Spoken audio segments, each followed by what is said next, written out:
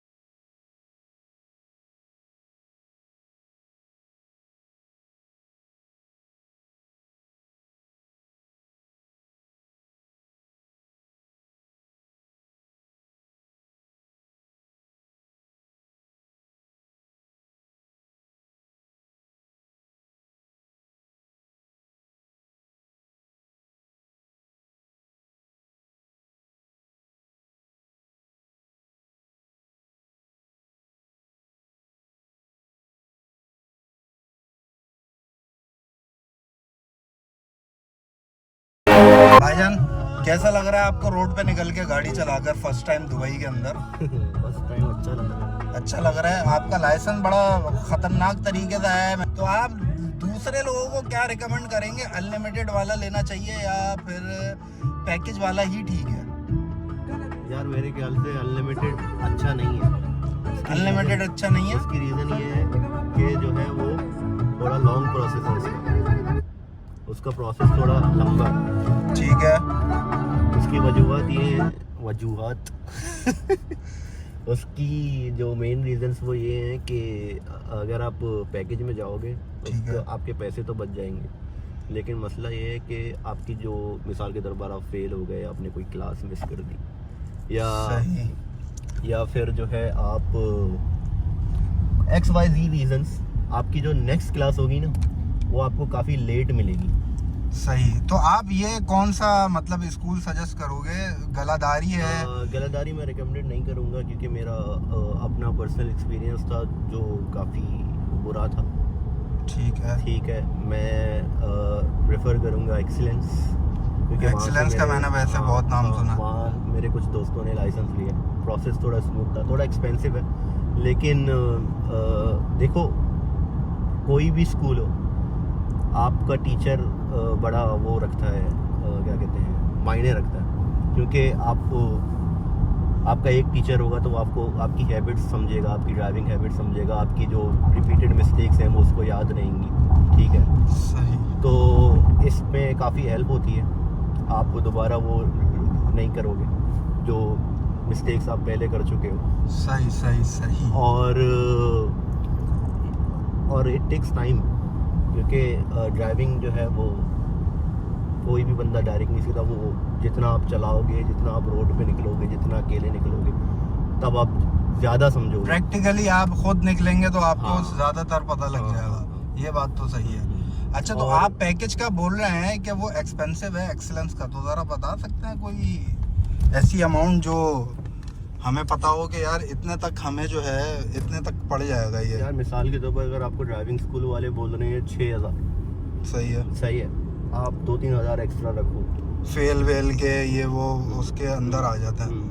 सही है। आप 2-3 हज़ार एक्स्ट्रा रखो, ताकि कोई भी मसला हो सकता है, कुछ भी हो सकता है। सही है। 7-8 हज़ार तक आपको वो और कोशिश करो कि गैप ना दो उसमें।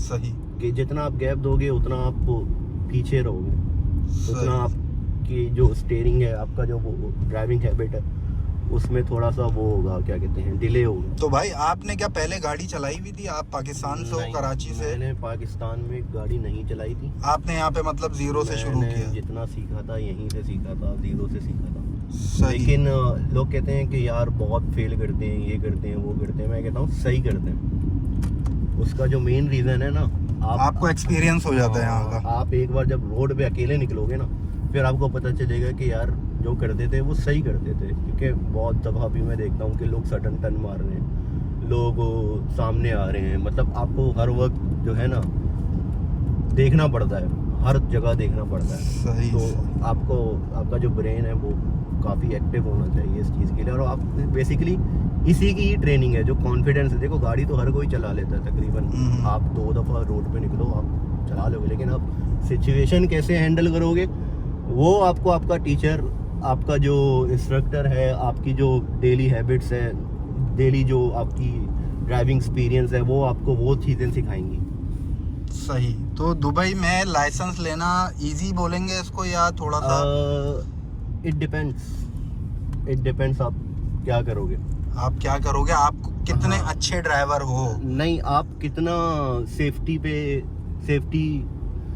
करोगे। आपको पता है कि अभी मेरे सामने मिसाल के तौर पर कोई गाड़ी है, मुझे पता है कि उसके जो हेडलाइट पीछे के वो है वो जल रहे हैं, तो मुझे पता है कि वो बंदा स्लो हो रहा है, वो मार रहा है, वो आप भी अपनी गाड़ी उस हिसाब से ग्रेजुअली स्लो करोगे, क्योंकि आपको पता है आगे का जो ट्रैफिक है और आगे की जो गाड़ियां हैं उसमें जो बैक मिरर है उसके अगर वो आप थोड़ा गौर से देखोगे तो आपको आगे की गाड़ियां भी थोड़ी नजर आएंगी, तो वो ज़रा देखना पड़ता है। मैं ज़रा लोगों को ये व्यू दिखाता चलूँ, बहुत बेहतरीन और ज़बरदस्त व्यू आ रहा है यहाँ का। मोहित भाई ये कौन सी जगह है? ये अभी ममज़र है, पहले तो बहुत अच्छा होता था जब हम ममज़र बीच 5-6 साल पहले आते थे तकरीबन, काफ़ी अच्छा था, लेकिन अब इसकी वो हो रही है, क्या कहते हैं, रेनोवेशन। अच्छा, मैंने यहाँ पर सुना है कि ममज़र बीच से अच्छा एक हिडन बीच भी है इधर, जिसका नाम है आई थिंक नाम जहन से निकल गया, दुबई आइलैंड बीच है यहाँ पर। अंडर कंस्ट्रक्शन है, लेकिन हाँ। पर्सनली मुझे वो इतना पसंद नहीं है। सही। क्योंकि अभी ये वो अंडर डेवलपमेंट है, ठीक है, और उसका मेन रीज़न ये है कि वो क्या कहते हैं, अभी कुछ है नहीं बेसिकली। सही है। आप हाँ, अगर आप चिल पर्सन हो, आप अगर इस गर्मी में जाके वहाँ बैठोगे, for winter it's okay, but for summers I think आपको थोड़ा सा देखना पड़ेगा। समर तो यहाँ यार हाँ। बहुत मुश्किल है। मैं बोलता हूँ कि ये है कि सुकून है, इतना ट्रैफिक नहीं है, इतने लोग नहीं है, आप फैमिली के साथ जा सकते हो, थोड़ा सा चिल माहौल एंजॉय कर सकते हो, लेकिन नाइट स्विमिंग वहाँ अलाउ नहीं है। सही है। और पानी बेसिकली उन्होंने आगे से बंद किया हुआ है, वो तो सिर्फ प्लेन वाटर, ना कोई समंदर में जो मज़ा है वो नहीं है इसमें। सही। अच्छा, वैसे आपने मुझे जो है मोतीना से पिक किया है, तो मोतीना और ये ममज़र में ज़्यादा कोई मतलब रोड डिफरेंस नहीं है कोई? मेरे ख्याल से 5-6 किलोमीटर पे होगा आई थिंक। तो यहाँ पे जनरेशन, आप यहाँ पे फैमिली रिकमेंड करोगे? नहीं। हाँ, ममज़र बीच में एक प्राइवेट पार्क है जो सिर्फ आई थिंक कुछ पहले तो होता था, अब का नहीं पता। पहले ये जगह कुछ मेरे ख्याल से ट्यूसडे वेडनेसडे सिर्फ फैमिलीज के लिए होती थी। सही है। अब मैं काफ़ी टाइम से गया नहीं हूँ, तो मुझे पता नहीं है। ये सामने पीछे चला गया। सही है। तो इसमें बेसिकली एंट्रीज हैं, उसमें क्या कहते हैं, फूल वगैरह, ये वो सारी चीज़ें हैं। बाकी ये जगह अभी बंद है, बना रहे हैं उसको, पता नहीं कब बनाएंगे। बहुत वैसे सुकून वाला एरिया लग रहा है गाइस ये तो मुझे, बेहतरीन। और गर्मी इस वक्त बहुत है, वरना मैं आपको बाहर निकल के ज़रूर दिखाता। गर्मी बहुत है, बहुत गर्मी है। फील लाइक 50 होगा आई थिंक, 47 यार, मतलब बंदा जल बुन जाए इधर तो। अच्छा, तो लाइसेंस के बाद जो है फिर आता है गाड़ी का नंबर। लाइसेंस आपने ले लिया, तो फिर गाड़ी का क्या बजट होना चाहिए एक अच्छी नॉर्मल गाड़ी? इट डिपेंड्स अगर आप लेट सपोज मेरे पास हैं 15,000 दिरहम, तो आप कौन सी गाड़ी रिकमेंड करोगे कि वो मुझे पेट्रोल एवरेज में भी बहुत अच्छी रहे, ओके, और ज़्यादातर उसका जो है जो आपका एक्सपेंस होता है गाड़ी का वो सही रहे? तो आप कौन सी गाड़ी रिकमेंड करोगे मुझे इस पैसों में? मोस्टली टोयोटा अगर आप जाओगे तो उसमें रिलायबिलिटी के ऊपर अगर आप जाओगे, आप अगर चीप मेंटेनेंस, फ्यूल एवरेज अच्छी, तो मैं टोयोटा रिकमेंड करूँगा। अब आजकल अगर आपका बजट मिसाल के तौर पर 7-8 हज़ार है, तो मैं रिकमेंड करूँगा कि अच्छा, वैसे 7-8 हज़ार में भी गाड़ी मिल जाती है इधर? हाँ, मिल जाती बट वो पीछे का मॉडल होगा और वो काम ज़्यादा नहीं निकालेगी यार। ये तो आपको इंस्पेक्शन करनी पड़ती है गाड़ी की, आप कैसे करोगे, आप कैसे उठाओगे। लेकिन अगर आप मिसाल के तौर पर शारजा में जाओगे या अजमान में जाओगे, तो वहाँ पर कुछ लोग हैं जो फ्रेश इंपोर्ट जापानीज़ गाड़ियाँ उठाते हैं, ठीक है। अब सही। वो आपको देखना पड़ेगा कि वाकई फ्रेश इंपोर्ट है या नहीं, तो उसमें कुछ फीचर्स वगैरह अपडेटेड हैं, और सही है। वो बेसिकली वहाँ से फ्रेश इंपोर्ट आती हैं पुरानी गाड़ियाँ। मिसाल के तौर पर कैमरी हो गई 2005, 6, 7, उसका फुल ऑप्शन उठाओ, उसमें इतने ऑप्शन है कि आपको नई करोला में नहीं मिलेंगे। अच्छा, वो यहाँ पर वो GCC में ही मिलेगी? नहीं, उसका जैपनीज में VCC है, आई थिंक, कंफर्म नहीं है। अच्छा, मुझे जरा लोगों को ये भी बताना था, लोग थोड़े से कंफ्यूज होते हैं, ये GCC होता क्या है भाई? GCC बेसिकली गल्फ कंट्रीज की जो गाड़ियाँ होती हैं वो होता है GCC। वो यहाँ के हिसाब से बनी हुई होती है, हाँ, जिस तरीके की गर्मी यहाँ पड़ती है, वो जो हीट्स है वो सही है, उस हिसाब से वो मेंटेन हुई भी होती है। अब बेसिकली आप कैनेडियन स्पेक्स की गाड़ियाँ उठाओगे, तो सही। आपको उसमें ऑप्शन बहुत है, लेकिन वो आपको सस्ती भी मिलेंगी, लेकिन वो यहाँ बहुत मुश्किल है उनका चलाना, क्योंकि हीट ये वो मसले बहुत। सही। ये आपने जो गाड़ी रखी है माशाल्लाह, ये भी बहुत बेहतरीन है, और ये लोगो जो है लेक्सस का है भाई, और ये अच्छी साफ़ सुथरी गाड़ी है, बेहतरीन गाड़ी है। तो ये आपने कौन सा मॉडल रखा हुआ? ये मेरे पास है IS 250। बेसिकली मैं 350 पे जाने वाला था, लेकिन वो उस हिसाब से फ्यूल एफिशिएंसी उसमें इतनी नहीं है। अब ये गाड़ी है, ये मिसाल के तौर पर ये इसकी फ्यूल एफिशिएंसी अच्छी है, थोड़ा स्पोर्ट्सी लुक है, कंफर्ट अच्छा है। मैं ज़्यादातर दूर जाता हूँ, मिसाल के तौर पर फुजैरा, कुरफकान, मैं दुबई का काफ़ी कम होता हूँ। सही सही। तो long routes, comfort plus options, घूमने का शौक है। और मेंटेनेंस इसकी अच्छी है, मतलब थोड़ी संभालनी पड़ती है आपको मेंटेनेंस में। मिसाल के तौर पर ऑयल चेंज टाइम पे कराओ, और 2-3 चीज़ें। ये वैसे कौन सा मॉडल है ये 2012 है। और ये क्या बजट में आ जाती है? यार ये डिपेंड करता है, तकरीबन ये 18 से 25 तक की आप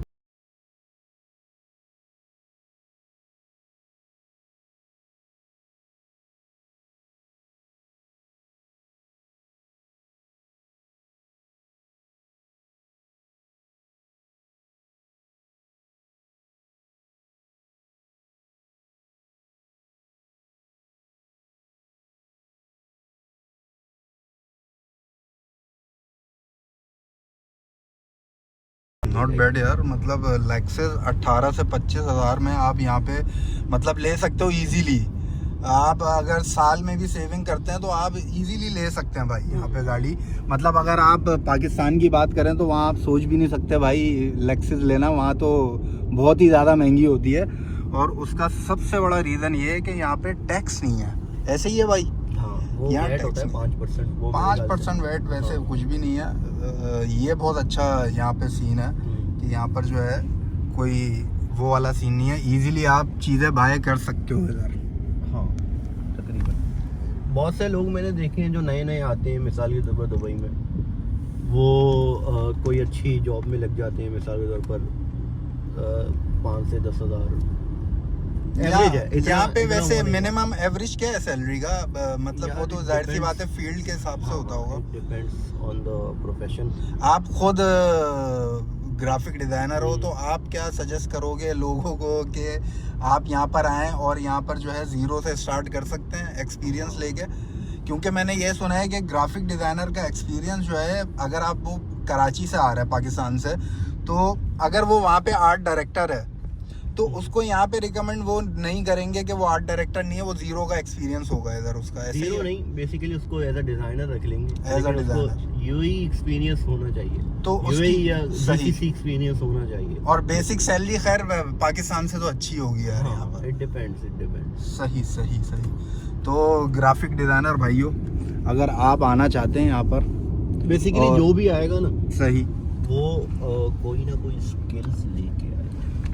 बगैर स्किल्स के यहाँ कोई काम नहीं है। यहाँ MBA की डिग्री कोई काम नहीं है। ये बात तो सच है, वैसे MBA की डिग्री भी कोई थोड़ी बहुत आपको मिल जाएगी, लेकिन वही सेल्स के चक्कर, वही एंड में लोग मैंने देखे हैं बहुत अच्छी फील्ड में आते हैं, लेकिन वो बाद में ग्रूम कर जाते हैं क्योंकि उनको एक्सपीरियंस आ जाता है। तो शुरू के 1-2 साल काफ़ी मुश्किल है, नो डाउट, सही काफ़ी मुश्किल है शुरू के 1-2 साल। उसके बाद फिर थोड़ा सा इतना टाइम तो खैर आ जाता है सही, बेसिकली। इतना टाइम तो लगता है खैर बंदे को अपने आप को सेट करने के लिए। दूसरे मुल्क जाके इतना टाइम तो लगेगा भाई, 1-2 साल आप कहीं नहीं गए, आप भूल जाओ 1-2 साल, ऐसे आप ही। सेविंग भूल जाओ 1-2 साल, क्योंकि पहले साल में आप थोड़ा सा सैड हो गए आप, हर कोई चाहेगा यार मेरा लाइसेंस मिले, सही है।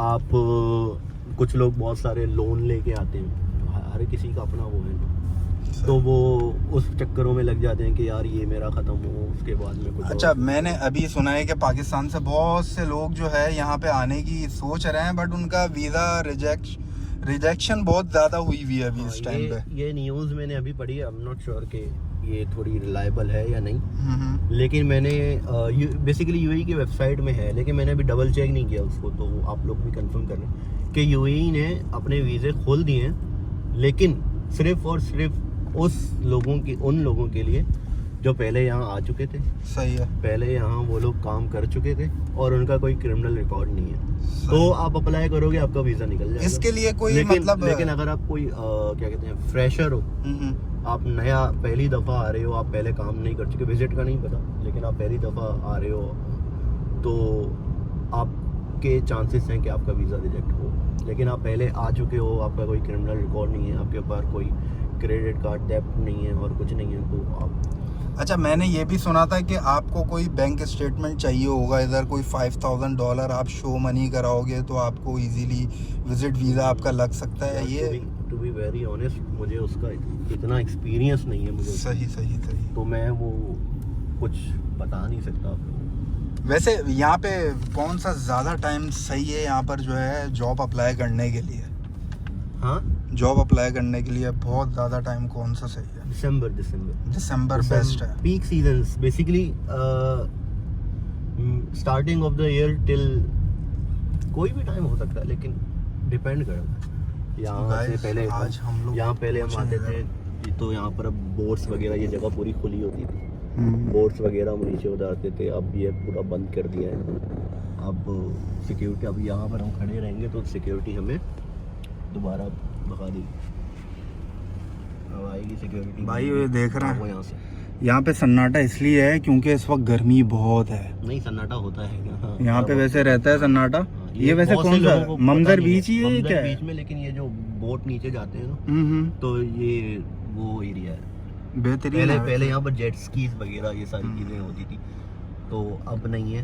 लेकिन बंदा विंटर में आए तो यार यहाँ पे सुकून से यहाँ पर जो है ना Allow एंजॉय नहीं है कर अभी सकता इस है। जगह पे। यहाँ अलाउ नहीं है। ये पहले अभी बीच है, उधर अलाउ, इधर नहीं। अभी बहुत मुश्किल है। सारा मसला लगा। नीचे उतारने के लिए आते हैं ना, तो जिनके पास अपनी अपनी बोटें हैं, तो वहाँ से वो नीचे उतारते हैं, ऊपर लेके जाते हैं।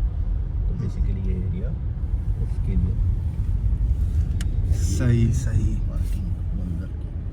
मैं आपको ये रिकमेंड करूँगा कि भाई अगर आपको यहाँ आना है तो अपना कोई अच्छा कोई वो देखें ट्रैवल एजेंट जो आपको सही तरह गाइड कर सके, क्योंकि पाकिस्तान में जो है ना चूरन बहुत बेचने वाले हैं, और वहाँ पे जो है वो यही करते हैं कि आप पैसे दे दो, आपका वीज़ा रिजेक्ट हुआ तो आपको बता देंगे। वो आपको शो नहीं कराते कि क्या रीज़न था, क्यों रिजेक्ट हुआ है। बस वो कुछ ऐसे भी होते हैं कि पैसे ले लेंगे आपसे, अप्लाई करते नहीं हैं, और जो है वो आपका वीज़ा रिजेक्ट वैसे भी हो जाता है। तो टाइम इस वक्त ये वाला सही नहीं है, पहले सही तरह मालूमात रखें। अगर मेरे पास भी कोई अपडेट आती है तो मैं आपसे ज़रूर शेयर करूँगा। तब तक के लिए अल्लाह हाफिज़, मिलते हैं अगले ब्लॉग में। Sir okay.